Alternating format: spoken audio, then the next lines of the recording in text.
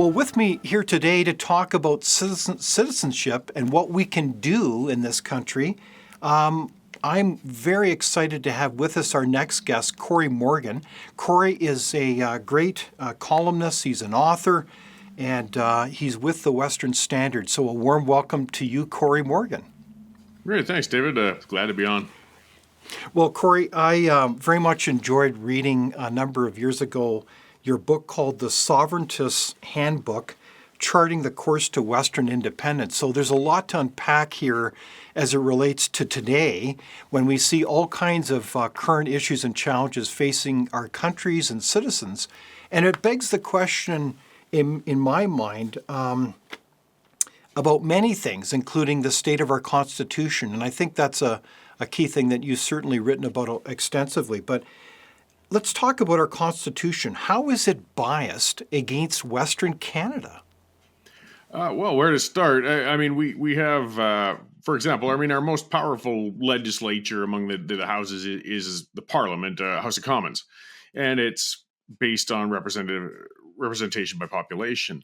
The Senate ostensibly is supposed to help balance that, but again, we've got an out-of-date constitution that has an appointed Senate that isn't actually regionally equal, actually not even slightly close. So when we come to who's going to take power within Canada politically and democratically, but to get elected to the House of Commons, of course, you need to pursue the votes where the majority of votes are, and that naturally lands in central Canada. It forces politicians to maintain a bias towards central Canada with policies, with actions. Again, whether they might even not, mean to be doing so, but if they want to stay in power, they have to cater to central Canada, and that's been the nature of Canada since the West was an agricultural, small factor within Confederation to even today, when it's a quite powerful block of resource-rich provinces that are quite well populated and developed. We still tend to find ourselves kind of playing second banana on the legislative front. So it's kind of a frustrating situation as you kind of outline it that way.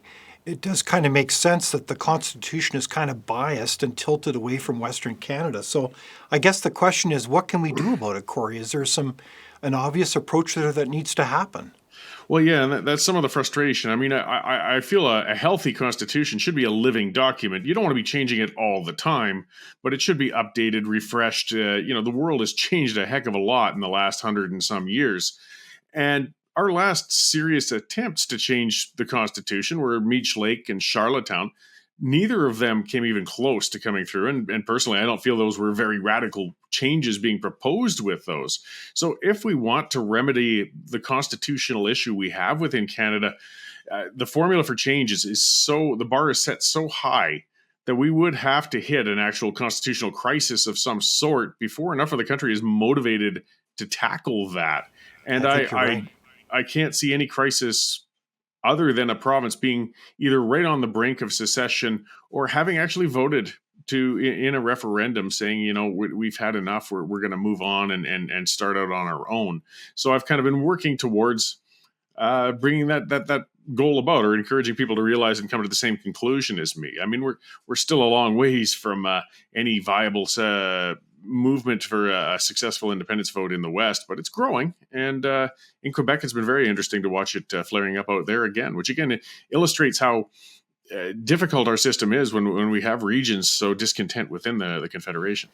Indeed. So why does this issue matter to Canadians? Is there a lot of money flowing out of the West to the rest of the country? And quite frankly, it undermines our standard of living? Or how does this really impact Canadians? Yeah, well, on the economic front, the Western independence movement is very economic based. I mean, when you look on the surface, if you're going to coldly look at it from an economic point of view, we aren't doing very well and being well served within Confederation. Equalization, transfer programs, the way the civil service is set up, the way EI is set up, the way pension is set up, we pretty much kind of get a bad return on our dollars on every front. It's been hundreds and hundreds of billions sent to Ottawa just through equalization alone without a return in services. Or I know that equalization. We don't technically send money to them, but we send money to Ottawa through taxes, and we don't get them transferred back because the equalization program doesn't allow for that in Alberta. So on that economic front, and people dependent, I guess, provinces dependent on that equalization. If the flow dried up, it would have a negative impact upon them. But that gets to the economic question, though. Has equalization really been helping those provinces? Have the Maritimes really gotten a lot stronger due to transfer payments or preferential EI standards for collection and things such as that? Or has it actually kept them in a rut when perhaps they should have been developing other industries or moving to where the industries are developed? But to the point, it is interesting when we think of, well, say good public policy. One of the things that we value, of course, is accountability and transparency, simplicity, if you will. And we think of equalization payments. I think there's probably a handful of people that even understand this complex formula. What I find fascinating is that the formula doesn't take into account hydro revenues, but it does take into account oil and gas revenues. Isn't that kind of unfair? It's absolutely unfair. And some of the justification, which I find kind of odd and absurd, is that the hydro, they say, well, it's because it's not a non-renewable resource. It's ongoing. Well, again, that tells me we should be, making the most out of the non-renewable ones and accepting that they've got a solid, constant, long-term revenue base from the hydro. It's a very good example of where policy and such has been again stacked to serve central Canada, where they have abundant hydro resources, and Western Canada doesn't have those. So they're taking the money in, and they don't have to sign it up as saying that they collected it, I guess, when they make their welfare application, and they can take the full amount. It's just even if you agree with equalization, it's not a fair setup for it. Yeah. So fairness is really an important question here. So I can understand where you're coming from on these very important questions. So speaking of provinces then in the West, do you think then the strategy then of, frankly, increased fairness is for those provinces in Western Canada to demand, frankly, the same amount of powers and treatment as a province called Quebec? In other words, part of the strategy is to put it crassly, to pull a Quebec. And if they have a separate pension system, if they have a separate way of going about things, the rest of us should say, us too. Well, yes, absolutely. And we've been watching that in action. Premier Smith and Premier Moe actually been quite outspoken in defense of Western interests lately, much more than we've seen in a long time with the Sovereignty Act and things such as that.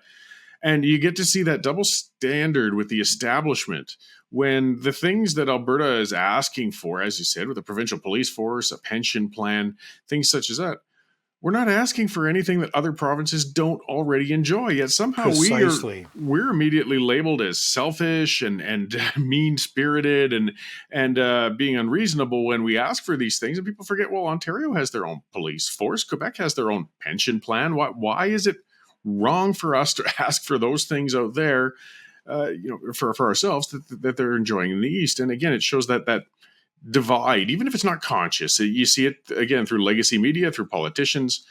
Albertans are the bad guys when they ask for these things, and Quebec is entitled and has the right to do so when they do. And that's what tends to infuriate a lot of people on the ground. No, those are excellent points, Cory. So as we reflect on the state of affairs in 2024, we look at what seems to be a consistent heavy-duty pattern of the federal government really intruding in provincial lanes of constitutional jurisdiction and really attack on many parts of Western Canada's economy, including the oil and gas sector. I mean, it's pretty stunning. So are you seeing the same pattern, Cory, from your point of view? Yeah, and we expect it from the oil and gas. That seems to have just been the trend from Liberal governments ever since Pierre Trudeau was in. Again, the irony, whereas they benefit quite well from the extraction of these resources, the whole country does. But they just seem to loathe it at the same time and try to put as many blockages ahead of us. I mean, the emissions cap is very, very distressing and worrisome for conventional energy producers in Western Canada. At the same time, when you get in the intrusions into provincial jurisdiction, we're seeing it all over and chronically, whether it's the announcements of a dental plan. And it's like they're setting political traps for our provincial leaders. Premier Smith is not, Justin Trudeau announces a great big expensive dental plan for people. Premier Smith says, well, we don't want to jump into that plan. In fact, it's healthcare, it's provincial jurisdiction. We have provincial plans for that. Transfer us the money and we could, enhance our services that way, but we're not taking part. Well, then she gets labeled as again, being insensitive, being overly politicized, or being idealistic for turning down money that, Justin Trudeau is handing out to us. It's a recipe for ongoing political battles between the provinces and the federal government. And people aren't asking often enough, well, wait a minute, is it the role of the federal government to bring in provincial dental plans? Is it the role of the federal government to bring in lunch bag programs for children? Or, a lot of these, or housing transfers, a lot of these things, again, they aren't the turf of the federal government. And once they're entrenched, well, then they've got more actually direct control over us out here. And it's a problematic trend. Yeah. So what's your hypothesis then, Cory, of why the federal government is so consistently getting out of their lane and going into provincial responsibilities? Why is that? It's a trend of authoritarianism. You want control. It's in the nature, I think, of people who rise up in governments. Unfortunately, to be honest, in Alberta, we're seeing it on a different level where Premier Smith is going into some pretty pitched battles with mayors into municipal jurisdiction. No, I think that's a very good point, Cory. So I like your vision that the levels of government should kind of mind their own business and do their work well. But the provinces need to empower local governments to do their business. And to me, that's a very important principle, isn't it? Is that we have subsidiarity, the notion that power and authority should be as close to the people as possible. Like, what does Ottawa know about our lives? Not much, do they? No, absolutely not. And as we said, to be fair, and I'm quite a fan of the UCP government to a degree anyways, but I'll still be critical of them at times. It's just that they just can't seem to resist themselves and going into different areas. When I'm looking in Alberta, Calgary's needs are going to be much different than the needs of Northern Alberta and Grand Prairie. And Grand Prairie's needs are going to be much different than the small town in Tabor in Southern Alberta. The best way to serve those needs is to give as much local authority as you possibly can to the people who are there. Right. And they haven't been doing that, not as much. And I know some people point out there's been some terrible municipal governments. Sure, and there's been some terrible premiers, but it should be the voters remedying that, not the next level of government up. So if voters are engaged and empowered, they can fix these problems rather than having big government come in and say that they're going to fix it on their behalf. Without open discussion and debate, you're not thinking, nor are you free. Comment below. We'd love for you to join the conversation.